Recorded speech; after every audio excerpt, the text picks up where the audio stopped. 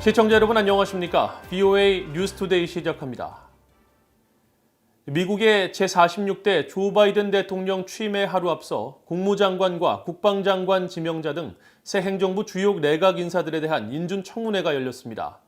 북한은 중국, 러시아 등과 함께 미국의 주요 위협으로 지목됐으며 한국, 일본 등 동맹과의 협력 등을 통한 북한 문제 해법이 강조됐습니다. 첫 소식 함지하 기자가 보도합니다.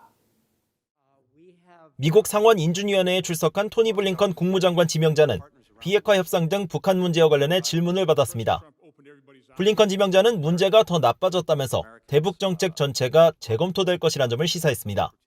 I think we have to review, and we intend to review, the entire approach and policy toward North Korea because this is a hard problem that has plagued administration after administration, and it's a problem that has not gotten better. In fact, it's gotten worse. But I begin by acknowledging the fact that it was a hard problem to begin with. 블링컨 지명자는 그러면서 정책 검토 과정에서 북한을 대화 테이블로 복귀시키기 위해 압박을 늘리는 것과 다른 어떤 외교 방안이 가능한지, 어떤 선택지가 있는지 살펴볼 것이라고 밝혔습니다. 또 이런 검토는 한국과 일본 등 동맹국과 협력국이 긴밀한 협의를 하는 데서 시작할 것이라고 강조했습니다. We can revitalize our core alliances, force multipliers of our influence around the world.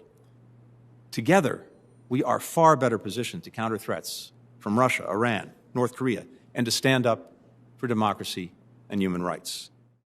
블링컨 지명자는 중국 문제에 대해서도 강경하게 대응하겠다는 뜻도 분명했습니다. Do you believe that the Chinese Communist Party misled the world about the coronavirus? What we do know already with regard to China and the virus is that they did not provide transparency, they did not share information, they did not give access when it mattered most. 상원 군사위원회 인준청문회에 출석한 로이드 오스틴 국방장관 지명자도 동맹 강화에 초점을 맞췄습니다. 특히 아시아에 최우선 방점을 두고 중국에 맞설 수 있는 국방 전략에 초점을 둘 것이라며 호주와 일본, 한국 등과 동맹 공조 강화를 최우선 정책으로 추진할 것이라고 밝혔습니다. 또 미한 동맹은 영내 평화와 안정의 핵심 축이라며 방위비 분담금 협상 교착 상황을 조기에 타결하도록 노력하는 동시에 북한의 핵무기를 포함한 대량 살상 무기와 사이버 위협에 대해선 한국, 일본 등 영내 동맹들과 함께 종합적 접근법을 취할 것이라고 말했습니다. 한편 중앙정보국 CIA를 비롯한 미국의 17개 정보기관을 통솔하게 될 에이브릴 헤인스 국가정보국장 지명자도 인준청문회에 참석해 북한 문제를 거론했습니다.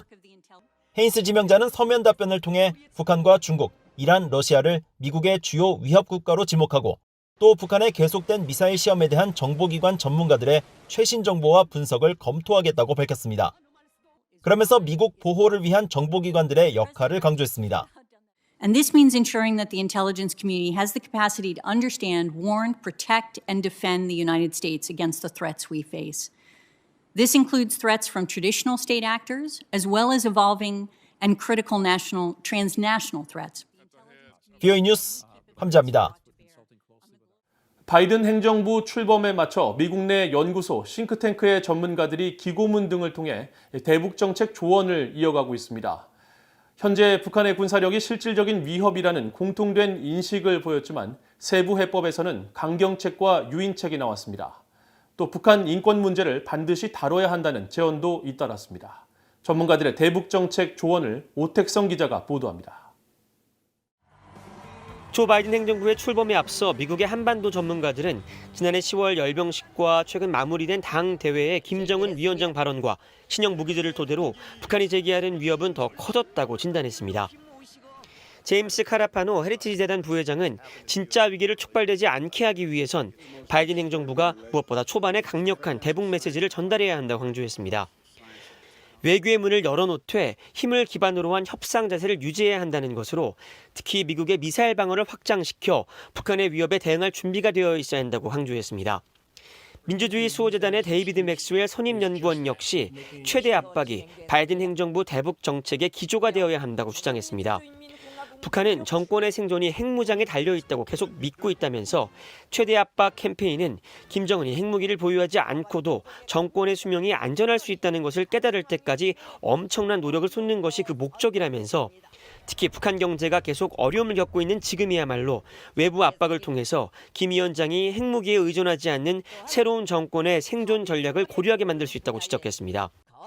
반면 브루킹스 연구소의 조나단 폴락 선임연구원은 미국의 대북 핵 외교는 폐기가 아닌 군축에 초점이 맞춰져야 한다고 주장했습니다. 북한은 계속 핵 무력을 증강해왔으며 핵 보유국으로의 지위를 얻기 원한다면서 현실적인 정책은 군축에 집중한 접근으로 이를 위한 방법으로는 한국과 일본 등 동맹과의 관계 강화가 핵심이라고 말했습니다. 카네기 국제평화재단의 안킷 판다 핵정책 담당 선임연구원은 북한의 군사 위협은 실제적인 것이라며 이를 관리하기 위해 바이든 행정부는 최대한 빠른 시일 내에 지금까지와는 다른 접근 방식을 보게 될 것이라고 북한을 확신시키면서 유엔 안보리 대북 제재에 대한 제한적이고 가역적인 완화 등을 검토해야 한다고 말했습니다. 빅터 차 전략국제문제연구소 한국석자와 린지 로이드 부시센터 인권 담당 국장은 부시센터를 통해 발표한 정책 권고안에서 대북 협상 과정의 인권 논의의 중요성을 강조했습니다. 이들은 지난 4년 동안 많은 협상가들이 인권 논의가 비핵화의 주요 쟁점으로부터 주의를 분산시키거나 심지어 북한 정권을 불쾌하게 만들고 회담을 무산시킬 것을 우려했다면서 그러나 인권 문제를 거론하지 않는 것이 협상에 도움이 된다는 생각은 전혀 근거가 없으며 실제로 지난 세 차례의 미국 정상 간 만남에도 불구하고 미국은 비핵화 목표에 다가가지 못했고 북한의 핵 미사일 역량은 더 진전되고 있다고 지적했습니다. 그러면서 새로 들어서는 바이든 행정부는 이런 문제를 해결하기 위해 우선 대북 정책에 인권을 포함시키는 것이 가장 중요하다고 강조했습니다.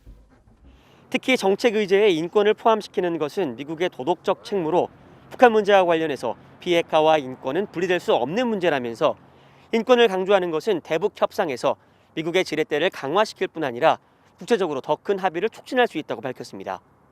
VOA 뉴스 오택성입니다. 미국 군축협회가 북한의 핵 문제를 바이든 행정부 출범 초기 다뤄야 할 5가지 주요 핵 도전 가운데 하나로 꼽았습니다. 미국 군축협회는 19일 발표한 조 바이든 대통령 취임 100일 이내 다뤄야 할 주요 핵 관련 사안 보고서를 통해 바이든 행정부가 북한이 먼저 도발 등 행동에 나서도록 방치해서는 안 된다며 북한의 협상 재개 신호를 조기에 발신하고 동맹국들과의 조율을 통해 실질적인 단계적 외교 전략을 추구할 것이라는 메시지를 보낼 필요가 있다고 제언했습니다. 그러면서 싱가포르 선언을 재확인하고 북한의 핵과 장거리 미사일 실험 중단을 공고히 하며 풍계리 핵실험장 폐쇄를 확실히 검증하는 것을 전제로 한 중간 단계 협상에 먼저 대북 외교에 초점을 맞춰야 한다고 강조했습니다. 보고서는 이후 영변 등 주요 핵시설에 대한 북한의 검증 가능한 폐기를 대가로 미국이 북한의 제한적인 제재 완화 제공도 검토해 볼 수 있을 것이라며 이 단계를 거쳐 최종적으로 북한이 포괄적 핵실험 금지 조약 CTBT에 서명하고 미국과 국제사회의 감독하에 모든 중장거리 미사일 관련 시설과 핵 관련 시설을 폐기하도록 하는 방안을 모색해야 한다고 밝혔습니다. 미국의 바이든 차기 행정부가 북한의 정상국가화를 확인하기 위해 종교자유 등 인권 개선을 미국 협상의 일부로 포함해야 한다고 미국 종교단체 대표가 말했습니다. 미국 기독교 선교단체인 오픈도어즈의 데이비드 커리 회장은 VOA와의 인터뷰에서 최근 바이든 당선인 인사들에게 국제 종교자유 상황에 관해 브리핑을 했다고 밝히고 바이든 행정부가 기독교인들의 종교 자유에 매우 진지하게 임할 것으로 낙관한다고 말했습니다. 그러면서 북한은 지난주 발표한 2021 세계 기독교 감시 목록에서 20년 연속 최악의 기독교 박해 국가로 지목됐다며 차기 바이든 행정부가 미국 대화에서 핵과 미사일 문제뿐 아니라 신앙의 자유 등 인권 개선을 추진할 필요가 있다고 거듭 강조했습니다. 또 이런 논의의 하나로 국제 적십자사가 북한 내 강제 수용소들을 방문해 기독교인 등 수감자들의 상황을 파악하는 방안을 검토할 수 있다고 말했습니다. 커리 회장은 역사적으로 주민들이 신앙을 가질 때 국가도 함께 발전했다며 북한 당국이 종교의 자유를 허용하면 더 많은 혜택이 있을 것이라고 강조했습니다. 지난해 북한과 중국의 무역 총 규모는 약 5억 4천만 달러로 전년도에 비해 81%나 줄었으며 북한의 대중국 수출은 수입 규모의 10분의 1에도 미치지 못한 것으로 나타났습니다. 19일 공개된 중국 해관 총서 자료에 따르면 지난해 북중 무역 총액은 전년도인 2019년 27억 8천만 달러에 비해 약 81%가 감소한 약 5억 4천만 달러였으며 이 가운데 북한은 4억 9,100만 달러 규모의 물품을 중국에서 수입했고 수출은 4,800만 달러 수준에 그쳤습니다. 북한과 중국의 효역은 지난 1998년 국제사회 총액이 공개된 이래 줄곧 적게는 월 2천만 달러에서 많게는 6억 달러까지 보여왔지만 이 같은 지난해 상황은 역대 최저 기록이며 핵과 미사일 실험에 따른 국제사회의 대북 제재와 신종 코로나 바이러스 사태 이후 북한 당국의 국경 봉쇄 조치가 가장 큰 원인인 것으로 분석되고 있습니다. 이상으로 VOA 뉴스투데이를 모두 마칩니다. 시청해주신 여러분 고맙습니다.